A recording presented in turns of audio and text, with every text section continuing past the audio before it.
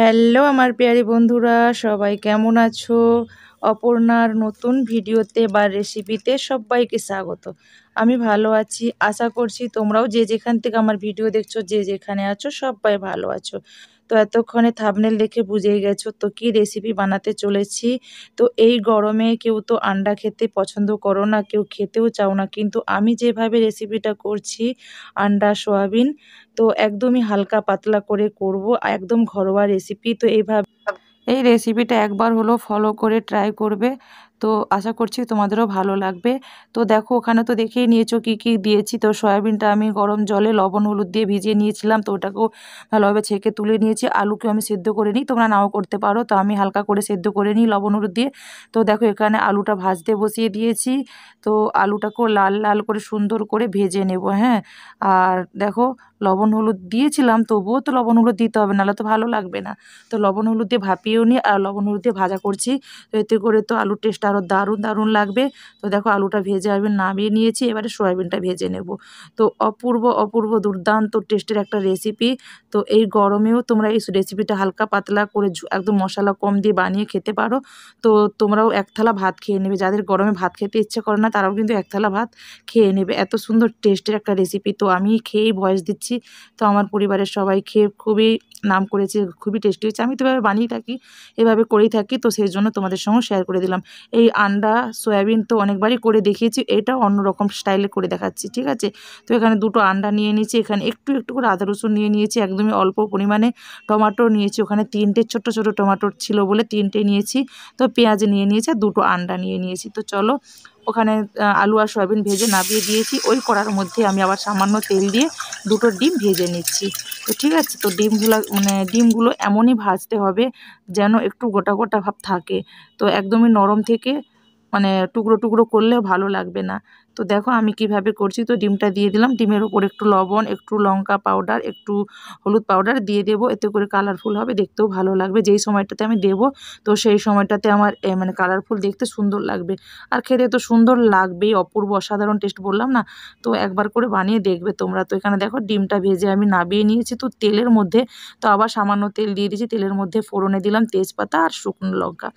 তো এটাও দেখো লাল লাল করে ভাজা ভাজা হয়ে গেছে। তো আমি এবারে পেঁয়াজটা দিয়ে দেবো। দেখো পেঁয়াজ দিয়ে দিলাম, ছোট্ট ছোটো করে পেঁয়াজ কেটে রেখেছিলাম, ওটাও দিয়ে দিলাম। ওটাকেও সুন্দর করে ভেজে নেবো, একদম লাল লাল করে ভেজে নেব। ভাজার পরে দেখো কী দিই। তো ভিডিওটা কিন্তু একদমই স্কিপ করবে না, স্কিপ করলে বুঝতেই পারবে না। তো এখানে দেখো তো ভাজা হয়ে গেছে, হলুদটা দিচ্ছি, হলুদটা আগে আগে দিচ্ছি কারণ কালারফুল দারুণ কালার হবে। তো পেঁয়াজের পরে হলুদটা দেবে তো কালারটা অসাধারণ হয়। তো সেই জন্য পেঁয়াজের পরে এটা হলুদটা দিয়ে দিলাম। তো তারপরে কি কি দিতে থাকি, ভিডিওটা দেখতে থাকো। তো এখানে একটা একটা মশলা ভেজেছিলাম, তো ওটা কীভাবে স্কিপ হয়ে গেল দেখতেই পাচ্ছি না, খুঁজেই পাচ্ছি না, গ্যালারিতে খুঁজেই পাচ্ছি না। একটা মশলা ভেজেছিলাম, কড়াই বসিয়ে দিয়ে একটা মশলা ভেজেছিলাম, তো সেটা কীভাবে ডিলেট হয়ে গেল বুঝতে পারছি না। এতটাই ফোনে ভিডিও হয়ে গেছে না, কি বলবো। তো কিভাবে কি ডিলিট করে বললাম, ঠিক আছে সেই মশলাটা তো লাস্টে বলে দিচ্ছি কি মশলা ইউজ করব, ঠিক আছে। তো ওই মশলাটা না দিলে না সেন্ট উঠবে না, আর খেতে অতটা টেস্ট লাগবে না। তো সেই জন্য ভিডিওটা দেখতে থাকো, বুঝতে পারবে কি মশলা ইউজ করলাম আমি। তো এখানে আদা রসুন পেস্ট বানিয়েছিলাম, ওটাও দিয়ে দিলাম, টমেটোর দিয়ে দিলাম। তো ঠিক আছে, এইভাবেই মশলাটা সুন্দরভাবে কষিয়ে নেবো, একদমই খুব কম মশলায়, খুব একদম হালকা পাতলা গরমে।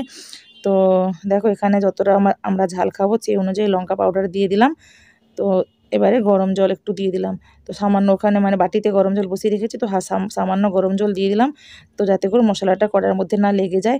তো আমি যেভাবে রান্না করছি অনেক রকম স্টাইলে রান্না দেখায়, তো আজকেরটা একদমই অন্য স্টাইল। তো এইভাবে একবার ট্রাই করে দেখবে, আর অসাধারণ টেস্ট তোমাদেরকেও লাগবে। তো ঠিক আছে চলো, এখানে সয়াবিন আলু তো ভেজে রেখেছিলাম, তো সবজিটা করতে বেশি সময় লাগবে না, যেহেতু আলু সেদ্ধ করা ছিল। তো অল্প টাইমেই আমার এই যে সবজিটা হয়ে যায়। দুর্দান্ত টেস্ট, দুর্দান্ত টেস্ট। দেখো এখানে কষিয়ে নিচ্ছি, তো সুন্দরভাবে কষিয়ে নেবো, একদমই সুন্দরভাবে। তো এখানে কষাতে কষাতে দুটো কথা বলি।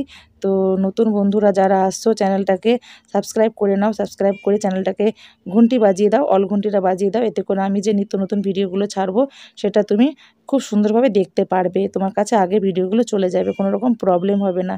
তো অল ঘন্টিটা না বাজিয়ে রাখলে, অল ঘন্টিটা বাজিয়ে দিলে তো কোনো রকম প্রবলেম না, অল ঘন্টি যদি না বাজাও তো তোমার মানে খোঁজাখুঁজি করতে হবে। তো সেই জন্য অল ঘন্টিটা বাজিয়ে দেবে, আমি এই যে ভিডিওটা ছাড়বো তোমার কাছে আগে নোটিফিকেশন চলে যাবে। তো দেখো এখানে আমি জলটা দিয়ে দিলাম, গরম জলটা। তো হালকা পাতলাই ঝোল করব, গ্রেভি করব না।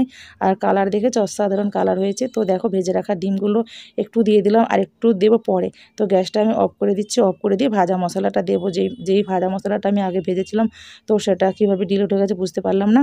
তো এখানে আমি সর্ষে আর জিরে, সাদা সর্ষে আর জিরে ভেজে রেখেছিলাম, তো সেটা লাস্টে দিয়ে দেবো আমি। হ্যাঁ, ওটা দেওয়ার পরে এত সুন্দর টেস্ট হয় না, কি বলবো, দারুণ দারুণ দারুণ টেস্ট হয়।